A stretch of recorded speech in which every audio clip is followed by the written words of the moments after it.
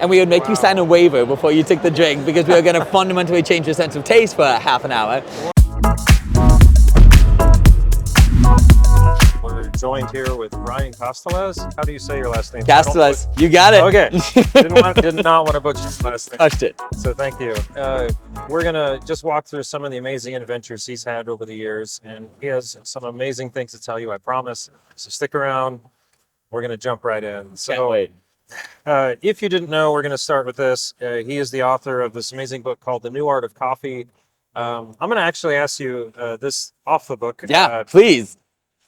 What is your favorite recipe in here? There are so many good recipes. If you're going to give like a top, maybe top two. Yeah. That's like picking a kid, you know? Like, how do you do that? Is there a go-to? Yeah, so I would say probably my two favorites in there, right, is on the opposite ends of the spectrum. Okay. One Sweet would be, and sour. yeah, exactly. One would be moon water. And moon water is the first recipe in the book. It's also the first recipe we ever put into the world. I made it in my kitchen before we even had a shop. I stumbled downstairs in a sleepy delirium and made myself a honey steamer and saw salt and pepper on the table and decided to toss them on and loved it. And so that kind of started everything for us. It's something that you can make at any shop, at your home, very easily with very easy to find ingredients. And it's delicious and comforting. And it's been on our menu for 7 years for a reason. It's the only drink that's never left. The awesome. other favorite would be Matrix Reference, which is Oh, really? all the way on the other end of the book. And probably one of the weirdest, most mind-bending things we had ever done. Have you ever heard of Miracle Berry? No. So there's a berry, it grows down in Florida, as well as parts of Asia, called miracle berry, and it contains a compound called miraculin. And what miraculin does is it rewires your taste buds momentarily to taste sour as sweet. So I heard about this thing, and they were selling it in these tablets, these M-berry tablets. I was like, this is the most mind-blowing thing I've ever seen. I need to do this. And so we actually created a drink called Matrix Reference, where you would take this red pill in between these two, yes, get the blue and red on. yes. So you had you saw the same drink being poured into two glasses, and we served it with a bunch of sour fruits and a bunch of sour candies, and in the middle of those two was one red M-berry tablet that had the miraculin. And we would make you sign a waiver before you took the drink because we were going to fundamentally change your sense of taste for half an hour. Wow. And you would drink one, and then you would take the tablet and you would drink the other. And we made the drink so that first one before the M-berry tablet was bracing the acidic. Still delicious, but bracing the acidic, like a really bright lemonade. And then after you took the tablet, it was completely balanced. I love exploring things like that, where we can create these very memorable, indelible experiences for our guests that kind of change their conception of what taste is and how we can create and shape flavor. So people, if you're watching, you have no idea what he just told you, which is magic. He just explained magic for flavors. This is so cool. Like we're gonna have to go through and try these too. This is amazing. You should definitely try it. Wow. So on the book, what made you want to write the book? Like, what was your first step in being like, I've done a lot of this different stuff. Yeah. We're gonna talk about some of that stuff too. Yeah. How did you get to the point where like, I'm gonna share some of the magic? It's super wild, man. So I originally envisioned the book as like a handbook for baristas, right? We were probably 4 years in. Okay. And when I had first started, we didn't have these resources, right? Like what I learned from was cookbooks from weird chefs and cocktail books from weird bartenders, right? Like that's how I learned, because the coffee literature that existed at the time, and honestly still much of the coffee literature that exists today, was very focused on classical coffee knowledge and coffee preparations, which is awesome. Yeah. And we need that. And shouts out to all of the authors who have pushed forward our understanding of coffee. You have people like Jonathan Gagne, like obviously James Hoffman and Scott Rao, who have really developed a crystal clear fundamental understanding of coffee. No. Yes, absolutely. But what we were missing as an industry was, how do I take this really beautiful product and express myself through it? And that was what we had been working on for 4 years. And so what I wanted to create was a barista's handbook for baristas all over the world who wanted to express themselves through coffee, to give them an outlet to do that they didn't have to take 40 different books, compile the techniques, and then try to apply it to coffee. So this is so amazing. So especially putting all these recipes in here. Yes. This is going to take us directly into why. Yes. So your reason of the purpose you existed. Yes. Can you explain maybe the story of Discourse Coffee 100%. and how you got there. 100%. Wow. Discourse is a weird entity. You know, we started in Sister Bay, Wisconsin, trying to 600 people year round, most of them over the age of 60. And we were in a location, you know, and what do we talk about in coffee, right? Location, location, location. Yeah. We were in a location that was about the worst you could ever possibly imagine. It's like a peninsula, right? It was, so the peninsula, beautiful, Yeah. unbelievably beautiful. We were in Sister Bay, this very small town. Yeah. And in Sister Bay, we were in this association of shops. It was a condo association. And the guy who actually showed us the unit led by saying, "You're not going to want it. It's the worst one here." But led with that, right? So we go in and I love it. And we buy it for under 10 grand, which was why we did it. But terrible location, Yeah. zero convenience, and nobody's coming into work, right? They're all on vacation. And so what we had to do was think, how do cocktail bars and restaurants like El Bulli, right, which is in Roses, Spain, there's nothing else for hours except this little Spanish town, and yet they had 1 million people on a wait list to come to visit El Bulli. But like, how do we do that? How did they do that? Yeah. And we took those concepts from high-end restaurants and cocktail bars and said, how can we distill this into a coffee experience? And what we saw as the common denominator was story, was all of these baristas, all of these bartenders, all of these chefs, what they were doing was they were translating their own stories, the stories of their land, the stories of their experience, the stories that mattered to them through their medium, through cocktails, through food. And we started asking ourselves, can we do this in coffee? And if we can, is it interesting to people? Do they want this? Does anybody even need this in a coffee experience? Yeah. And after 4 years of playing around with it and experimenting and exploring and trying to tell really beautiful and unique stories through coffee, we learned that people are interested in this, that they do want this. And it created a new discourse, a new conversation around what coffee can and should be. And so the book really stems from this desire to give more people in this industry, more baristas, the opportunity to express themselves. Wow.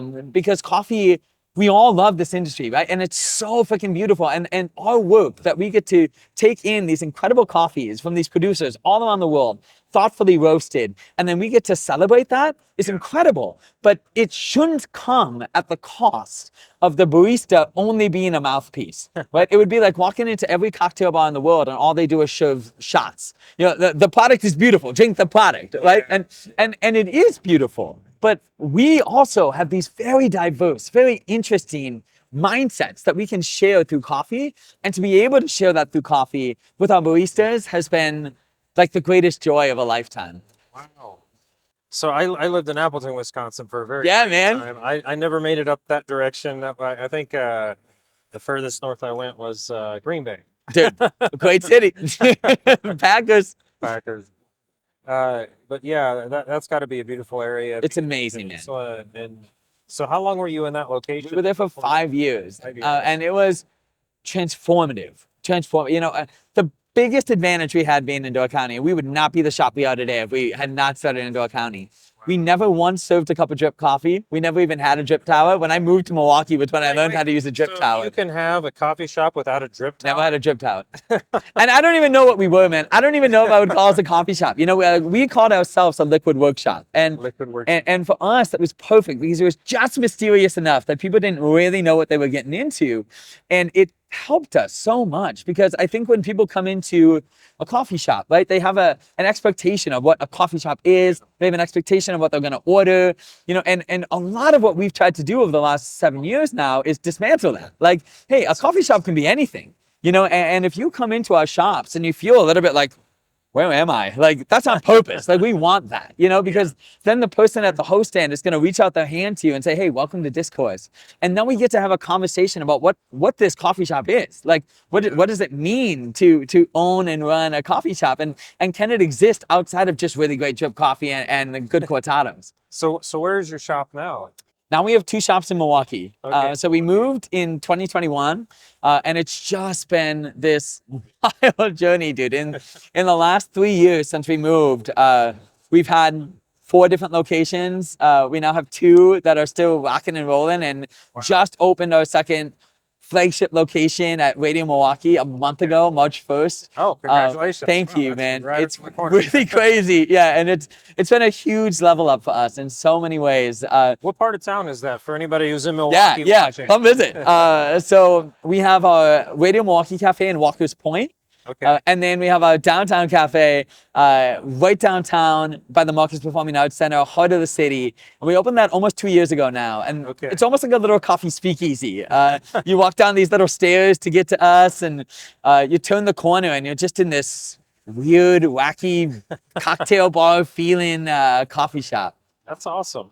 Dude, it's so fun, and anybody who can come, Milwaukee right now is really having a renaissance, and I want everybody to come to Milwaukee because the food culture that we have, the arts that we have, the coffee culture that we have is so tremendously exciting and is growing every day. So a little birdie told me that there was a new cocktail bar. Yes, sir. So what Yes, does that look sir. like? 2 months ago, just over, we opened the nation's first fully hybrid cocktail bar. And I feel more comfortable saying that now because we just recently got written up in Forbes as the nation's first fully hybrid cocktail bar. So it's like, if Forbes is saying it, then I can say it. I'll take it. Yeah. But what that is every cocktail on our menu is available alcoholic and non-alcoholic.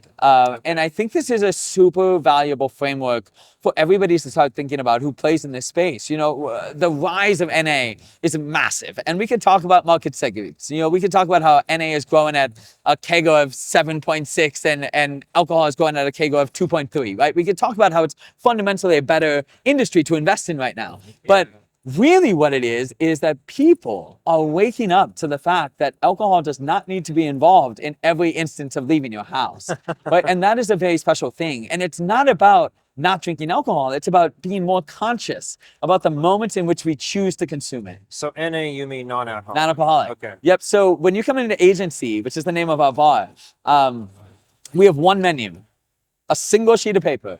And that menu is for both drinkers and non-drinkers. And the way that you indicate to us which way you'd like to order is a coaster. So if you have the gold side of your coaster up, you're ordering non-alcoholic. If you have the black side of your coaster up, you're ordering alcoholic. And everything else is the same. You order the same drinks off the same menu with the same glassware and the same garnish. And you do not in any way, shape, or form feel less than, unincluded, unable to experience the same things that everybody else is experiencing. You are truly engaged in the exact same fashion as the people who are choosing to consume alcohol. Wow, that is so inventive, man. It's been so fun to do and to see, like, I love what we do with Discourse, man. I love it. And to be able to wake people up to the possibilities of coffee is a blessing and an honor. And to have my team, who is incredible, my business partner, Sean Liu, my managers, Jenna and Des and David, my head of coffee, Allison, they make this stuff run, right? They do it. It's amazing. But with Agency, we've been able to really touch people. So where's Agency? So Agency actually is a pop-up right now. So our downtown cafe closes at 4:30. And I think this is important, right? As we move forward into the future of our industry, I think it's very important for us to think about how do we get the most out of our space? How do we leverage this space as much as we can? Yeah. We close at 4:30 and then we reopen at 6:30 p.m. as Agency. And we do a full flip. So we do very subtle things like during the day, right? Our tables are lengthwise so that you have more space for your laptop, your drinks, your food. At night for Agency, we turn all of our tables horizontal so that you are closer to the person you're sitting next to. Right? It makes it feel more intimate. We take down the coffee shop posters and we put up candelabras. We put out little table lamps at every table so you have these islands of light, and then we turn off all the overheads. It feels like an intimate cocktail lounge. And if you didn't know Discourse existed, you would think that we are Agency, a hybrid cocktail lounge in downtown Milwaukee. They're both, by the way. Yes, and we are both. So it's been really, really, really cool. And our operating partner there, Kat Doty, and our lead bartender, Alana Zach, they are fundamental in that mission and that vision. It's been truly incredible to see people come in and have an experience that they haven't been able to have in years. Some of these people are 10 years sober, and to have them come in and be at a bar with friends for the first time it's it warms the heart in a way that's hard to describe, man. It's awesome. No, that is definitely, I think, an underserved industry, and being able to say we can serve both Yes. and do it well. Yes. And it's not just ignoring one or the other, but you're trying to, in a way, kind of bring people together if you're able to serve both of Well, them. that's exactly it. Yeah. And that's what we try to do in coffee too, man. You know, it's like that's the whole goal of what we do. It's creativity and it's community. You know, and what we've found is that creativity breeds community. You know, that when you serve somebody something that is different, that is indelible, that makes them think, that makes them scratch their heads, right? Like, even if it's not something they love, even if it's something that they're indifferent to, right? They might think, oh, I know a person who would love this and I need to bring them here because this is weird and wild and funky, right? And that creates community. And so creativity in coffee, creating community, I think is the future that I see in this industry. And I think there's a lot of ways to go about it, but for us, that's our path. That's what we think it is. And that's why we put out the book, is we want to give as many baristas around the world the tools to do this as possible. And so when you read through the book, you know, the first section is a brief overview on coffee. I'm not James Hoffman. I can't do it like James Hoffman. You know, it's easy. It's a simple, brief overview. That second chapter is all the techniques, the methodologies, the practices that we use to actually create this stuff. And then the third is 40 recipes and photos, and really just trying to give people a base stone to build from to create their own magic within the coffee space. That's awesome, man. So if you, I'm gonna ask you the funny question. I love it. If you could go back, you say 5 years ago or 10 years ago? 7, 8? 7 Yeah. years ago, and tell yourself one thing. What do you think it would be?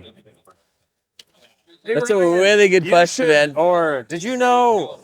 That's a really good question. I think I would tell myself, You're on the right track. yes. I mean, I think I would tell myself that people want this, that people need this, you know, and I think I would tell myself that there is no limit to what you can achieve. You know, if I've learned one thing in the last 7 years, you know, like going from being a dude with one other guy, my original partner, Chris Johnston, in the middle of the woods, literally in the middle of the woods, you know, to now being able to sit on a stage like this at SCA, speaking to people all over the world about what we love and what we believe in. That's crazy. You know, it's crazy. And what I've learned from that is that there really is no limit. Like, and I think the more that we realize that as people, that we realize that our only inherent limitation are the limitations that we put upon ourselves. Yeah. That's powerful, man. And that you can truly do, dream, achieve anything that you set your mind to if you just work at it hard enough for long enough. And so I think that's really the biggest thing that I would tell myself. It's like, hey, all the work is going to be worth it. In no way, shape, or form was it easy. I've been working 90-hour weeks for 7 years. You know, and I just slow started. down eventually. Dude, it's crazy, man. I just started paying myself 4 weeks ago. It was the first time I took a paycheck in 7 years. You know, and so it is not an easy path, but it is a path that everybody, if they want it bad enough, if you want it bad enough, you can do it. You really can. You just gotta get up out of bed every day and make the steps. Do you know your problem? I do. You know, I think We're gonna end on that. I love it. You know, in Because we were talking entrepreneurship, about this before, Yeah. and frame it to me the way you were framing it, like to other cafes. absolutely, Ask them the question. absolutely. And I think it's not just in cafes, it's in hospitality in general. Yeah. Like in entrepreneurship, because I have two really great loves, right? It's creativity and it's entrepreneurship. And I think these two things often live in juxtaposition to each other and sometimes live in communion with each other. And in entrepreneurship, the first thing that we always ask ourselves, if we're looking at, you know, starting a new company or a new venture, it's what is the problem? What is the problem that I'm solving? And why do I need to exist? Because if there is not a problem that I am solving, why would anybody buy my product? Why do people need me? You know, and in hospitality, for whatever reason, I feel like often we are given a pass on that question. We don't ask ourselves what the problem is. We tell ourselves, I'm very good at this and I want to do this. And then we open a shop, but we don't know what problem we're solving. We don't know how to run a business. And they are very different things. You know, like being good at running a business and being a barista who's very good are very different things. And I can say that as somebody who was a decent barista and a terrible business owner for many years, you know, and I've kind of grown into it. And so something that I really encourage my consulting clients to answer for themselves before they start this journey is, what problem are you solving? Are you opening in an underserved neighborhood? If not, how do you differentiate yourself from your competitors, and why do you need to exist? You know, and so for us, the problem that we feel we are solving is that the barista for many years, yeah, and in third wave coffee especially, which we love and adore, and it's the cornerstone of what we do. The barista was the mouthpiece for everybody who came before. Their best work was representing everybody else well. And that's beautiful, man, and that's important. But baristas also have voices and unique perspectives and stories that they want and need to tell. And your guests, they want to hear them.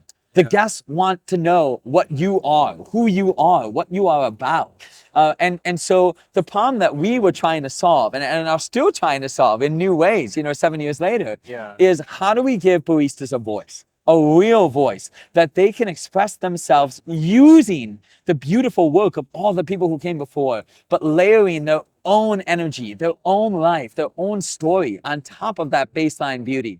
And so that was the problem we identified, you know, was that amazing baristas, almost all of them, even the best, are mouthpieces for the people who came before. And how do we empower the barista to tell their own stories through coffee? And the last 7 years in this book have been an exploration of how do we solve that problem for coffee culture. That's awesome. So if you kind of rethink back on the question, it's kind of, how do you know your problem you're solving? A good way, and he gave a big hint, is you can start geographically. Where are you located? What stories are you hearing around you? How are you going to talk to those people? Yes. And share your story that's going to make sense to the problem that they want solved, which means you get to try to know them. So exactly. And that's, dude, honestly, you know, I think we just did a conversation with Christopherio for Keys to the Shop, and it was a wonderful conversation. And a lot of what we talked about, you know, is like, how do you do this stuff, right? Because I think a lot of people thinking about reading this book, right? And then thinking about how busy their cafe is. It's like, okay, cool. Like, cool for a thought experiment, cool for competition. Couldn't do this in my cafe, right? But the reality is you can. And if you really think about the efficiencies of it, like we've gotten now to a space where we identify what we call magic moments. And so everything that is not a magic moment gets condensed into a bottle that we pour in one step. And everything that is a magic moment, we highlight to the guest. And guess what, dude? They do not mind waiting another minute if what they have feels special, you know, and that is true. And if we are in a race to the bottom, right? If we are in a race to cheapest, fastest, that customer is not loyal to you. They're loyal to the cheapest and fastest, and they will continue to move to the cheapest and fastest. If you provide something for your guests that is truly one of a kind, that they cannot receive anywhere else except your cafe, right? They come back because they're loyal to you and no other competitor in the city. No matter how many other cafes open, it doesn't matter. Because if they can't get that thing that they love from you that is unique to you, you got them, right? And you got them for life. And that's what this game is. It's a matter of building relationships and having people who come into your store and love your vision. And that's what this is all about, is creating these incredible relationships and communities around expression, around art, around storytelling, and using coffee as the medium for that connection. Well, Ryan, I really appreciate you coming in here and sharing your passion with it, as it's so obviously clear to see you're passionate about what you're working on, what you're doing, and anybody, you can read about the recipes and the passion of what he's done. And it's an amazing book. He tells you the tools, the recipes, like there is so much in there. So highly recommend the book, especially if you're wanting to take your coffee beyond an espresso or a macchiato. Like you really want to push the boundaries in reaching your customers. Yes. So and it's available everywhere. Amazon, Barnes & Noble, we sell it on our website, Discourse.coffee. Onyx Coffee Lab sells it on their website. So really anywhere books are sold, or you can buy from some of the small guys in the biz trying to get out there. Thank you so much for having me, man. This has been such a pleasure to get to sit down and talk a little bit about what we do. Thanks so much for your time, Ryan. And thanks everybody for watching. We'll see you next time. Thanks, y'all.